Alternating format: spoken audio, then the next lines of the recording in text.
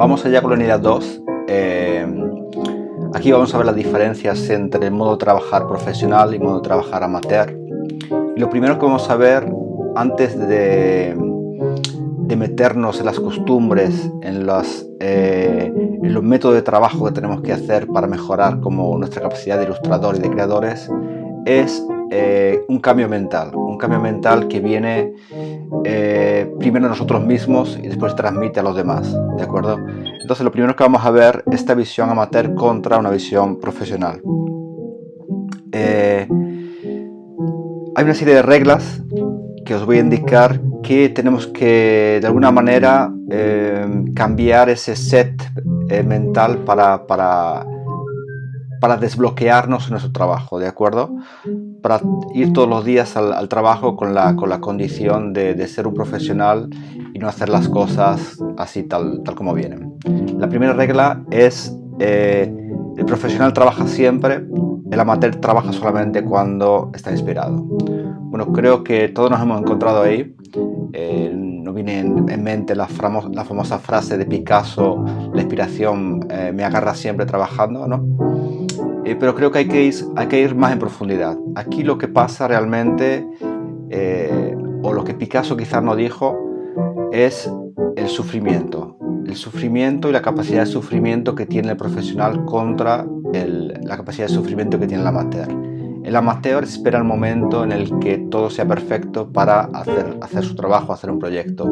El profesional, sin embargo, hace el proyecto sí o sí. Es decir, no tiene excusas, tiene bloqueo naturalmente, tiene capacidad de sufrir y lo que más importante, va al trabajo sí o sí. Eso es muy importante. Hay que dibujar siempre, hay que dibujar en todo momento y hay que tratar de no dejarlo ni un momento el proyecto mentalmente. Es decir, tenerlo siempre en la cabeza para poder poner las piezas del puzzle del proyecto que estamos haciendo. Bueno, notaréis que lo difícil no es componer figuras, no es aprender a dibujar, no es aprender a ilustrar, no es escribir historias. Lo difícil es sentarse a hacerlo, tener la capacidad de sufrimiento para sentarse a hacer algo que no siempre conlleva un estado zen de alegría y de creación perfecto. Es decir, eso puede suceder durante un porcentaje muy pequeño del tiempo y el resto lo que hacemos es trabajo sucio, entre comillas, trabajo de albañilería, trabajo de aprender, de construir, de buscar, y ese trabajo nos puede parecer un trabajo perdido, nos puede parecer un trabajo en vano, porque no llegamos al momento de creación donde prácticamente en el 10% del tiempo uno hace el 90% del trabajo, que eso sucede muy a menudo. Lo que tenemos que ser conscientes es que durante ese 90% lo que estamos construyendo es ese 10% de trabajo. Entonces no es un trabajo en vano, sino es un trabajo que nos pone a prueba para nuestra resistencia. Eso es. Bueno, vamos a ver la siguiente regla, que dice así: el amateur teme al miedo, el profesional sabe que el miedo es necesario. Bueno, no se puede trabajar sin miedo. El miedo nos indica qué es lo que tenemos que hacer, cuál es el camino que tenemos que seguir. Y yo distinguiría aquí entre diferentes tipos de miedo. Hay un miedo al fracaso, que es un miedo que no depende de nosotros, es decir, no podemos hacer nada del éxito y fracaso. Lo que sí sabemos es que hay mucho potencial dentro de nosotros mismos que tenemos que desbloquear. Tenemos que lanzar todo ese potencial que tenemos para ver hacia dónde podemos llegar, sorprendernos a nosotros mismos para ver hacia dónde somos capaces de llegar. ¿De acuerdo? El miedo que tenemos que tener cuidado, y ese sí es importante, es el miedo a procrastinar, el miedo a no trabajar, el miedo a darle vueltas a un proyecto sin hacerse las preguntas necesarias que tenemos que hacernos, sin trabajar lo suficientemente profundo para ir a ellas. Ese sí es un miedo importante. Bueno, cada creador, cada artista, cada ilustrador tiene su rutina antes de ponerse a trabajar para encontrar ese humor perfecto. Este curso no va a tratar tanto de eso, no va a tratar de de motivaros antes, sino me gustaría hacerlo después. Es decir, yo entiendo que cada creador es un alma diferente y existen muchísimos modos de encontrar ese equilibrio antes de ponerse a trabajar. Muchos utilizan el yoga, otros utilizan, bueno, el deporte, algunos hacen los morning pages, que se trata de unas páginas de trabajo antes del trabajo, otros hacen esbozo de calentamiento. Yo os puedo indicar más o menos algunos ejercicios, pero no va a ser un curso que trate sobre este tema. Tratará sobre lo que sucede cuando nos sentamos a trabajar. Es decir, tenemos que encontrar ese humor nosotros mismos y ponernos a trabajar, y a partir de ese momento sí que me gustaría que siguiéramos una serie de consejos, de rutinas para alcanzar un grado de creación mucho mayor. Bueno, la siguiente regla dice así: el profesional sabe diferenciar entre el trabajo y la persona. Yo esto lo he visto en muchísimos casos y se trata de una sobreidentificación con nuestro trabajo, es decir, no saber distinguir entre el trabajo y el proyecto. Esto no quiere decir que nuestros trabajos no sean personales, al contrario, hay mucho de personal en cada proyecto y algunos son casi biográficos, podemos decir.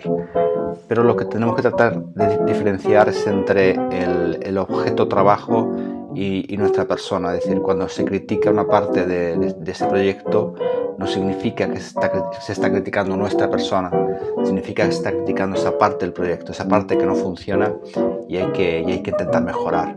Esto sucede sobre todo cuando se trabaja con las editoriales directamente, en las cuales el amateur lo ve todo como una afrenta personal, como si se atacase directamente a la persona.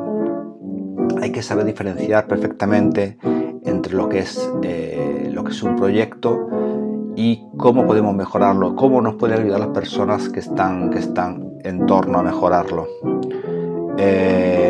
Para ello hay que tener un poco de humor con nuestro trabajo, tomarlo no tan serio, es decir, tener un poco de sentido del humor con nuestro trabajo, porque recibiremos alabanzas y críticas, las dos cosas. Entonces no podemos ser complacientes con las alabanzas y críticos con nuestras críticas. Tenemos que aceptar todo tal como es, y en lo que podamos mejorar, eso no significa que vamos a aceptar la opinión del resto de las personas, sino lo que podamos mejorar lo mejoraremos y nos concentraremos en el proyecto. Para eso tenemos que, una vez que pongamos todo nuestro personal en el proyecto, trataremos de dejarlo que navegue solo, de dejarlo que fluya solo para que otras personas puedan ayudar también a mejorar el proyecto. Y para eso no nos tenemos que sobreidentificar demasiado con nuestro trabajo.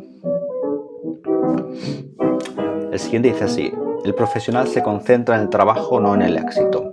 Bueno, esto quizás sea demasiado personal desde mi punto de vista, pero sí que me gustaría discutirlo con vosotros. Se trata de lo siguiente: podemos ir a favor del mercado, es decir, podemos hacer proyectos que el mercado agradezca y el mercado compre, eso sin duda. Y existe siempre un acercamiento entre la obra y el mercado que podemos distanciar y podemos acortar si conocemos bien cómo funciona el mercado. Eso sin duda es algo que nos podemos adaptar. Lo que tengo más problemas es concentrarse demasiado en ese éxito, porque siempre iremos un poco por detrás del mercado. El mercado tiene una velocidad increíble, es decir, trabaja las grandes editoriales, las grandes producciones trabajan muy rápidamente, y yo no creo que estemos en condiciones de competir en eso. Si estamos en condiciones de competir con nuestro trabajo personal, es decir, que cada uno tenga su visión en un área determinada. En eso sí que creo que cada uno puede dar lo mejor de uno mismo en su área de trabajo y concentrarse en ese trabajo, y el éxito llegará o no llegará. Es decir, dependiendo naturalmente de nuestras medidas para el éxito. Existen muchísimas medidas, la más famosa es la económica, pero no es la única. Vamos con la penúltima, creo que esta os va a gustar. Nos convertiremos en expertos en la técnica de nuestro trabajo. Bueno, yo creo que esta parece obvia, pero quizás no lo sea tanto. Tenemos que estudiar la técnica en la que trabajamos, pero no de una manera personal, también de una manera amplia. Conocer la historia de la técnica, cómo nació, cuáles fueron los usos que se dieron, por qué se usa la ilustración, cuáles son sus condiciones para la impresión, quiénes la usaron bien, cómo se transformó. Todo eso tenemos que aprenderlo y tenemos que estudiarlo independientemente, otra vez de cursos, como queráis, pero sí que tenemos que ser maestros de esa técnica, explorar en profundidad esa técnica para entender cómo funciona, para entender las posibilidades y por supuesto experimentar lo máximo posible con ella, tener muchos cuadernos de bocetos, de colores, de modo de experimentar con esa técnica para que dé lo mejor para nuestro trabajo y para progresar nuestro trabajo. La última, la económica, aceptamos dinero por nuestro trabajo. Hacemos un trabajo dentro de un mercado. Ese mercado es un arte aplicado, es decir, hacemos un tipo de arte pero aplicado a un soporte, ya sea un libro o otro tipo de soporte. Y eso implica que tenemos que conocer también el mercado y entender las oportunidades y las áreas diferentes que se pueden dar. Está dentro de nosotros mismos, dentro de nuestras capacidades económicas, dentro de nuestra capacidad de riesgo también que queramos hacer, ir más allá en el mercado y proponer cosas nuevas, o bien adaptarse de alguna manera a ese mercado y buscar la manera de vender nuestro proyecto a las editoriales o a la parte que queramos vender de ese mercado. Bueno, aquí termina nuestra unidad 2. Como resumo, lo más importante de todo en el arte, en las partes creativas, es sentarse e intentarlo todos los días. No importa lo que suceda, no importa lo que pase, hay que trabajar y sobre todo tener la capacidad de sentarse y sufrir en la silla cuando no vienen las cosas.